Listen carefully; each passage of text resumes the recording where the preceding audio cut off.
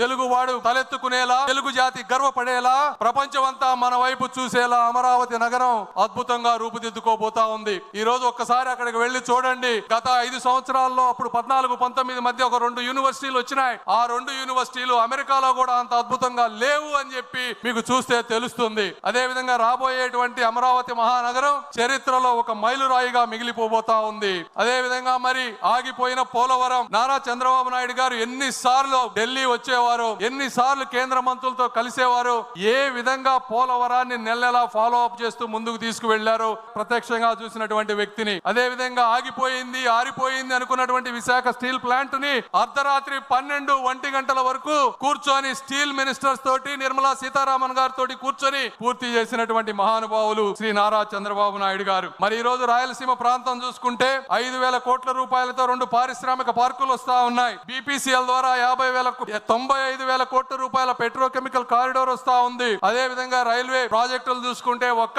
ఈ సంవత్సరమే 9,000 కోట్ల రూపాయలు రైల్వే డబుల్ లింక్ కి, ట్రిపుల్ లింక్ కి, అదే విధంగా అద్భుతంగా తీర్చిదిద్దే రైల్వే స్టేషన్ల కోసం అన్ని ప్రాంతాల్లో ఆర్ఓబీలు, ఆర్యూబీలు, వందే భారత్ ట్రైన్లు ఇవన్నీ వస్తా ఉన్నాయి. ఒకప్పుడు ఆంధ్ర రాష్ట్రానికి కేంద్ర బడ్జెట్ లో రైల్వేకి 1000 కోట్లు కూడా ఉండేది కాదు. అలాంటిది కేవలం ఒక్క సంవత్సరంలో 9,000 కోట్లు, 5 సంవత్సరాల్లో 50,000 కోట్ల రూపాయలు ఈ రోజు వస్తా ఉంది. మన ఇండియాలో ఈ రోజు మీరు తీసుకుంటే అత్యధిక వెడల్పు ఉన్నటువంటి రోడ్డు 14 లైన్లు ఉన్నటువంటి రోడ్డు, అది 160 ఫీట్లు ఉన్నటువంటి రోడ్డు. ఇదే ఇలాంటి రోడ్డే అమరావతి ఔటర్ రింగ్ రోడ్డుకి కేంద్ర ప్రభుత్వం ప్రతిపాదించింది. అయితే నారా చంద్రబాబు నాయుడు గారు దాన్ని 230 ఫీట్ల రోడ్డు కావాలని అడిగారు. అమరావతిలో అక్కడ జనం లేరు, ఎందుకు మీకు అంత పెద్ద రోడ్డు అంటే నారా చంద్రబాబు నాయుడు గారు చెప్పినవి, సార్ నేను ఉంటానో ఉండనో తెలియదు. ఈ రోజు మీరు హైదరాబాద్ చుట్టుపక్కల చూస్తే ఒకప్పుడు అక్కడ కూడా కార్లు వెళ్లేవి కాదు. ఈ రోజు అక్కడ ట్రాఫిక్ జామ్ అయిపోతుంది. అయితే నాకు తెలుగు జాతిపై ఉన్నటువంటి ఒక నమ్మకం, ఆంధ్రప్రదేశ్ ప్రజలపై ఉన్నటువంటి ఆ స్ఫూర్తిపై